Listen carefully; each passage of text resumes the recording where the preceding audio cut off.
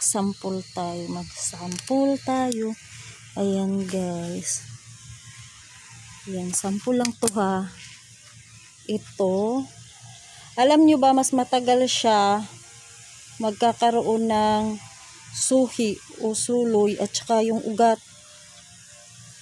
At saka pag habang tumatagal siya, pangit yung ano niya, kay tubo niya kaysa ganito. Mag kayo guys, experiment kayo. Magputol kayo ng mahaba at saka ito.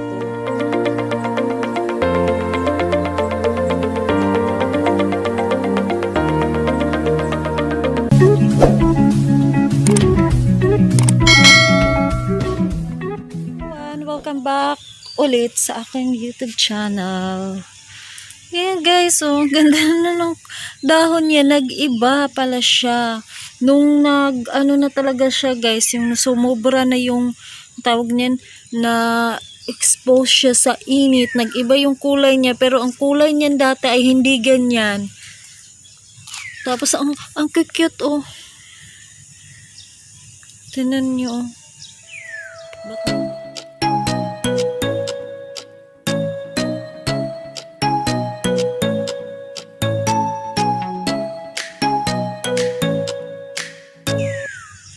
Tignan nyo, ang daming lumalabas na may yellow pa. So ngayon, kukuha tayo ng pananim. Magtanim na naman ako para ipamigay. So, ano ba ang tamang pagputol? Ganito po, wait lang. Ano ba ang tamang pagputol para itanim or ipropagate? Ang ganda nito. Ang ganda ng kulay niya. So, ngayon guys, tuturo ko sa inyo. Dito tayo. Kung kukuha kayo ng itatanim, mas maganda magputol kayo sa pinaka dulo o yung talbos niya o yung kaya yung mga suhi-suhi. Tawag niyan. Sa amin dito ay suloy. Pwede na tong ganito guys. Oh. Yan. Wag kayong yung magtanim na mahaba kasi tawag niyan siya. Mali yung pero meron namang nagtatanim na mahaba yung pero ang sakto talaga pag nagtatanim kayo o nagpropagate kayo, mas maganda ay sa yung mga ganito guys oh, yung hanggang dito yan, mga dito kaysa iyan mahaba, mali yan. Ito ang tamang para pag lumaki ay maganda siya guys. Yan, may papakita ako sa inyo. Ganda nila. So magputo lang tayo. Sample lang to guys ha. Ito ay pwede nyong gayahin. Pwede hindi po ako expert ha. Pero based lang on my experience. Marami na din ako na experience din sa pag-aalaga ng aking mga kulyos. Ayan. Example to. Ito guys malaki. Ito yung mabagal nagkakaroon ng mga suhi kaysa doon sa maiksi. Yung maliit kasi ito. Ito yung tamang itanim natin o tamang pagkat kasi dun sila dumadami yung mga suhi-suhi or suloy. Dun kayo makakaroon ng makakakuha ng maraming guys, suhi. So meron ako ditong sample guys ha, yung tinanim ko na malaki na siya. Tignan nyo, pinutol ko yan ng mahaba, tinanim ko yan dyan. Tignan nyo yung resulta niya. Ang pangit ng pagkaano niya. Yung ginagawa ko, nagpo-propagate ako yung mga maliliit kagaya niyan oh.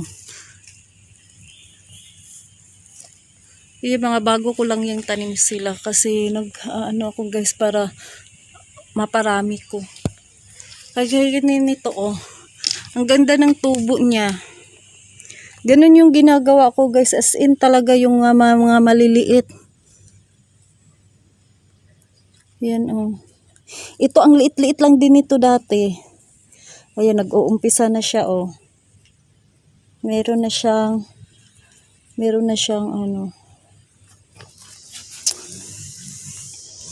pag may mahulog nga or kaya nabali, hindi natin maiwasan yung let's say ito.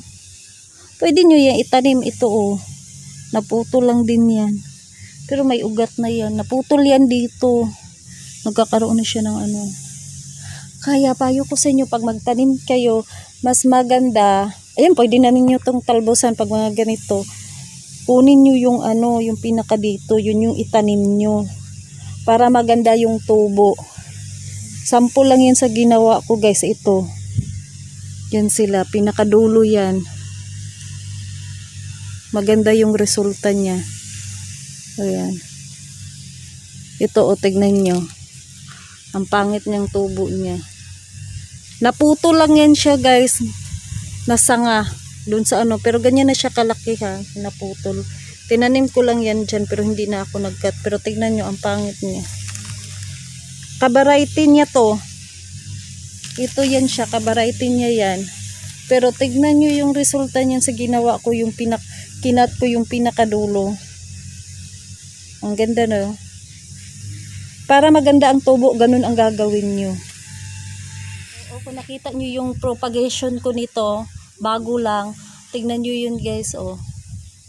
Lumalaki-laki na sila.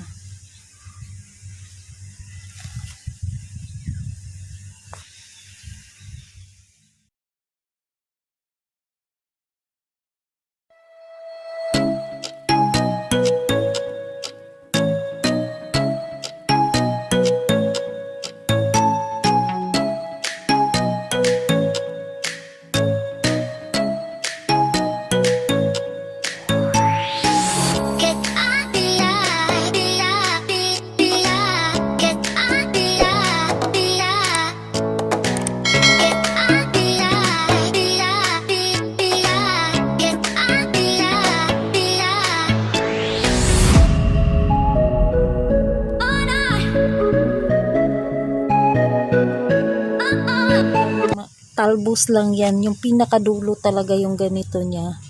Mga ganyan yan yung magandang itanim. Para pag lumalaki, maganda siya at dumadami kasi yung mga talbos-talbos nila, mga suloy-suloy. Ayan guys, oh. Ayan. Mas mabilis dumami yung mga suloy-suloy nila kaysa magtanim kayo yung mahaba. Kagaya nito, oh. Diba, meron na siyang ang bilis niya nagkaka-flower. Tinanim ko lang yan, hiningi ko to sa kapitbahay namin. Yung pinakatalbos, yung as in yung hanggang dito guys, o ganyan. Tapos ngayon na siya, o tignan nyo, marami na siyang mga suloy-suloy or suhi. Pati din ito, o ayan o. Yan, nakita nyo yung mga anak-anak nila. Kinuha ko lang din to dun sa isang ano, dun sa kabila. Ito, pati din yan. Yan, ang bilis. At saka marami kasing mga suhi yan guys, pag ganun ang gagawin nyo, pag magputol kayo yung habaan, ay, yung pinakadulo, yung, let's say, yung ganyan, mga ganyan. Kasi, mabilis siyang, nagkakaroon ng ugat at saka, mabilis din dumadami yung suhi niya o suloy. Ay nito oh. Yan, tinanim ko yan. Diyan, ang liit lang nito. Ngayon, tignan nyo, ang laki na niya. Tapos, ang dami niyang mga suhi-suhi o suloy-suloy. Ito din, ganun din yung ginagawa ko. Ayan. Para makapagtalbos kayo o makapagpropagate kayo ng marami at mabilis. Okay, napansin nyo, ayan, yung mga bago ko yung tanim, mga ano lang yan, yung sinabi ko nga sa inyo, yung talbos niya, yung pinakaano, doon kayo magkukuha, yun ang ikakat nyong pangtanim. Yan. Yan oh. Yan ang tamang paraan sa pagkat at pagtanim ng tawag niyan, yung mayana or coleus.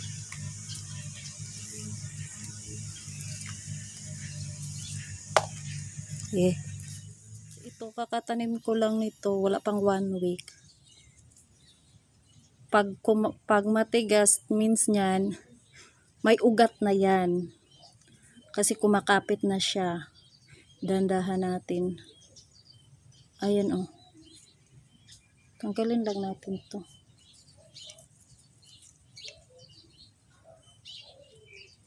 Yan oh, may ugat na. Oh.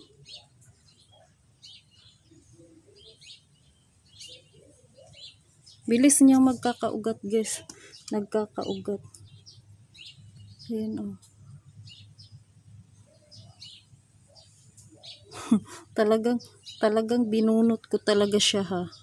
Para lang ipakita sa inyo na mas maganda yung ganung size ang i-propagate nyo kaysa yung sa mahaba.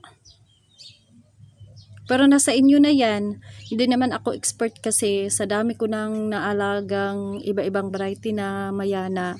Ganon yung ginagawa ko, guys, pag nag-propagate ako. Kahit na yung mga binibigay ko na buhay na. Ganon yung ginagawa ko dulo-dulo. Pinakatalbos. So yun lang, and please don't forget to subscribe my YouTube channel. Basta pagkatapos niyan, guys, ha, basain nyo. Ngayon hindi ko na lang siya basain kasi umuulan naman, hayaan ko lang siya sa ulan. So bye bye.